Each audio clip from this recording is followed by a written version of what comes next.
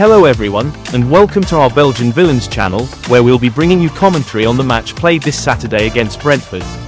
Aston Villa were away from home, and it was their second game of the season. The first action of the match came from a Brentford attack following a ball recovery. They immediately pushed forward, going on the offensive. Eventually, they managed to get past the defense and take a shot, but it wasn't on target. Despite that first attack, which should have given them a lift, Aston Villa continued to face Brentford's offensive pressure. A few crosses came in, but nothing really came of them.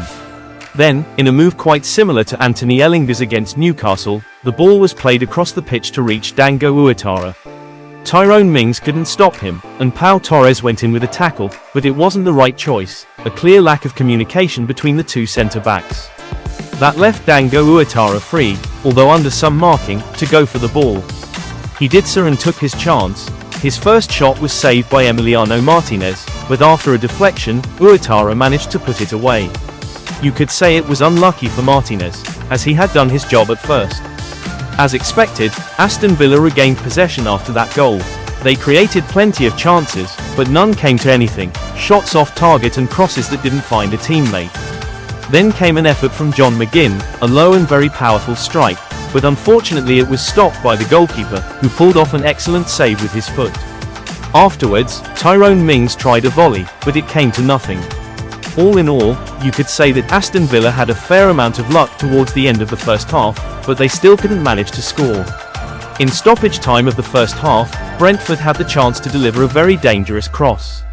The ball was played towards Emiliano Martinez, who came out to claim it, but one of the Brentford players pushed him to the ground. Right after that they took a shot and scored. However, the goal was disallowed by the referee, as Martinez had been brought down and was unable to get back up to collect the ball. Aston Villa were therefore quite fortunate, going into the break only one goal down, which still left them with the chance of scoring 1 or 2 goals in the second half. 3 minutes into the second half, Brentford enjoyed a brief spell of possession, but it was quickly intercepted by the Aston Villa players. That allowed them to launch a rapid counter and maintain strong attacking pressure, eventually playing the ball through to Morgan Rogers, who found himself in front of goal. With almost no one closing him down, he hesitated and took his shot too late, allowing a defender to deflect it.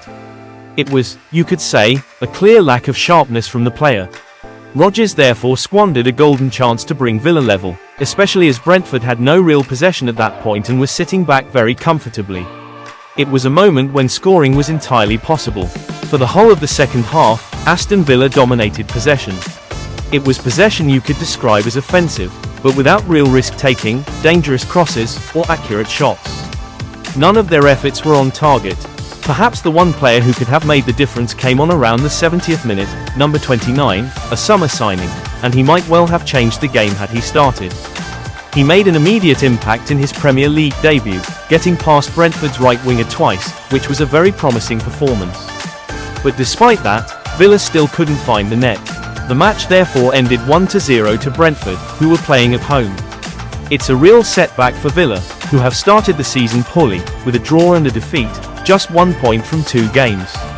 They will need to step up next week at Villa Park to secure a win against Crystal Palace and finally claim 3 points. It's a poor start to the season for Aston Villa, and they must find a way to rise above it. Nevertheless, thank you for watching this video.